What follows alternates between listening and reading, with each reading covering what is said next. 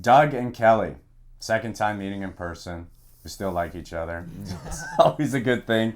And you've already been on the podcast or done an interview like this, right? So just like get everybody kind of up to speed of like what was life at Spotless VA with the two of you 2 years ago. Okay, so 2 years ago, we had already had the business for 12 years. So I had a very solid business, and we were happy with the finances of it. But my mind was very consumed. I was off the trucks primarily and had a little bit of office help at that time. I had hired somebody about a year before that. So I had some, but I felt like I was the wheel where I was the center of everything. So my mind was just, I had to take care of the issues and the problems, and everything went through me. But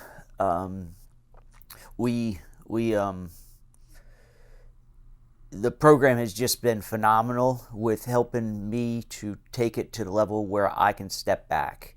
A year ago, I hired a office manager. So now I have an office manager, production manager.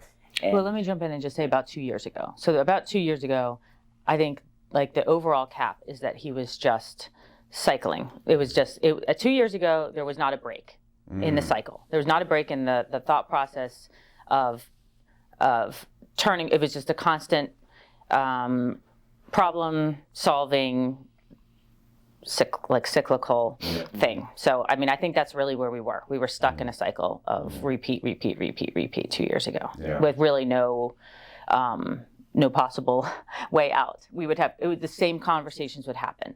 The same things would come up, whether that was between the two of us or relating to work, which was all intertwined. So that would be my cap on 2 years ago. Yeah, and I remember you both shared something last year, and correct me if I'm wrong. Doug would come home for dinner with the family, and Doug's not there. Correct. Yes, very much so, yes. I mean, there would be periods of time where his presence was more felt, but it was just that cycle. We could never stick with the moments of more clarity. And I think when those things kind of dipped back into the cycles, it took him with it. I mean, it's a very emotionally invested roller coaster. And so, depending on how you're wired, that can affect you internally, Yeah. And so there were dips, there were lows, there was a lot of anxiety. Those cycles were all part of it, and mental health. Yeah, absolutely. So absolutely. And one thing a lot of people don't know is that you guys have invested in real estate over the years too. So you got the business, you got real estate, you got family, you're involved in a church. I guess Kelly likes to keep herself in shape. Doug, I assume you're there with you, man. Yeah, of course. Not as much as I need to, but that's something I'm on board now. Adding on, and I'm adding. Yeah, trying to improve on some of the mental health, because I have space in my mind to start growing in that area, because I've gotten some of that freedom that we've been looking for. Well, get us up to speed. Things have I want to say 360, but that means you land up where you started, so it's definitely not that, but get everybody up to speed, because I know that some of these people watching have watched last year's interview. Get us up to speed on kind of where you guys are at now. So I would, okay. Go ahead. Good. Okay. I would say a big thing is I've gone pretty extreme with stepping away. I've gotten people that I truly trust with the office manager and production operations manager, and they know my goals and I know their goals. We've had goals meetings, and they want me to stay out of the office for a period of time so that I can get my mind, recalibrated to see where we should be going, where I'm valuable in the company. And we've had goals meetings, and the next step is they want to grow, because they know the business, they will grow if the business grows, and that's my focus is for them. So I asked them, what is it that you feel you would want me to do? And it's really the referral partners, the connections with the community that I have. And so I probably will start doing close to 10 hours of that type of stuff and meeting up with the connections that I have. And that will pretty much be my role besides that, and have a meeting with them maybe every 2 weeks. Yeah. And it's interesting, you're raising the hours you work again. Yes. Which is like who would have thought? And that big point to really grow the company, but not on Doug's back anymore, but with the support of the team. Yeah. And Kelly, how has this kind of last year been for you in your perspective?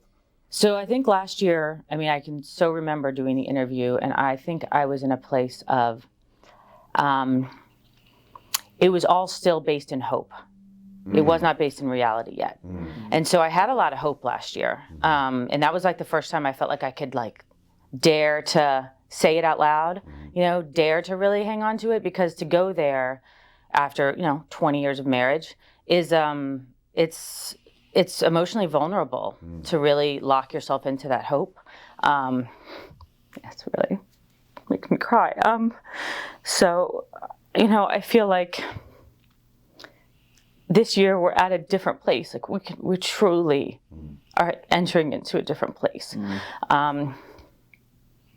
And it's not just the words anymore, and he's able to now,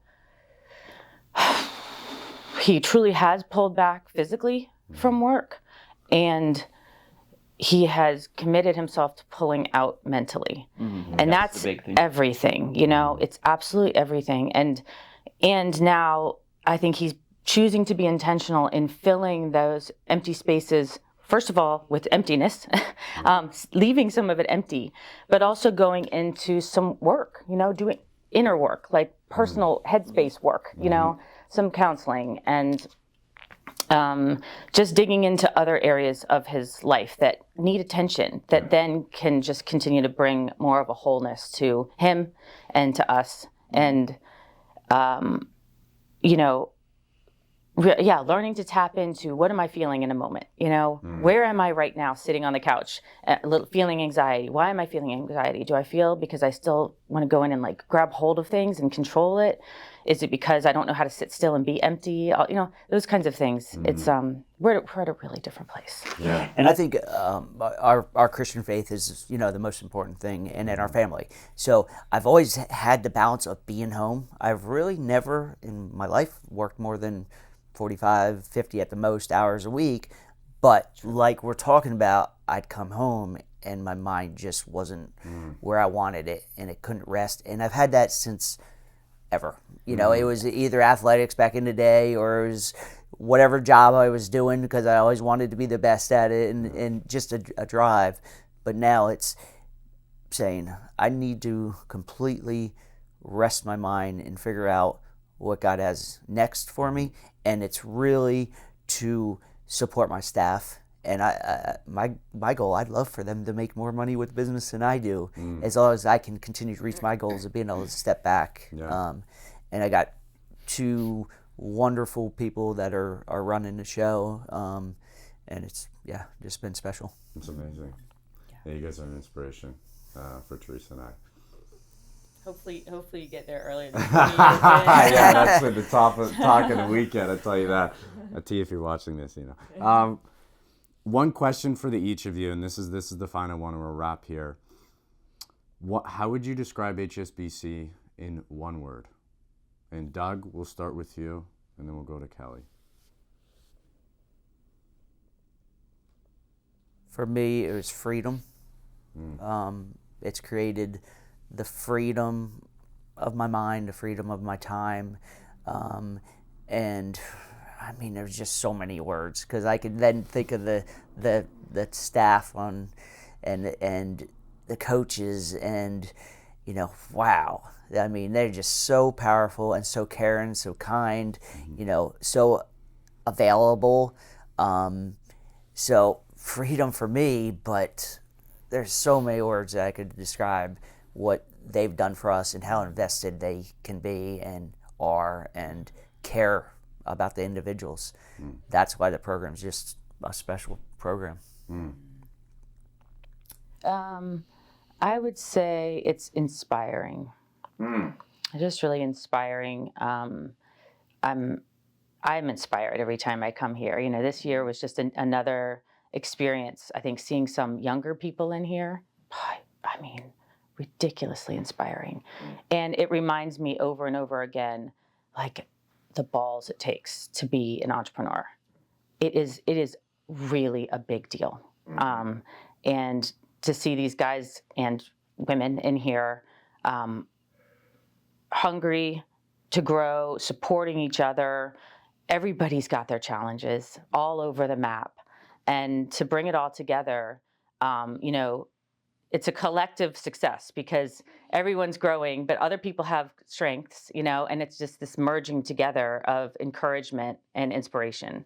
I mean, yeah, again, we'll leave here really encouraged. But it's the people who have balance. The desire is to create life balance and not just the financial side. That's, I mean, the balance and is more important. You know, sure, we want to make the finances so we can live the life we want, but yeah, hopefully you're working to live. yeah.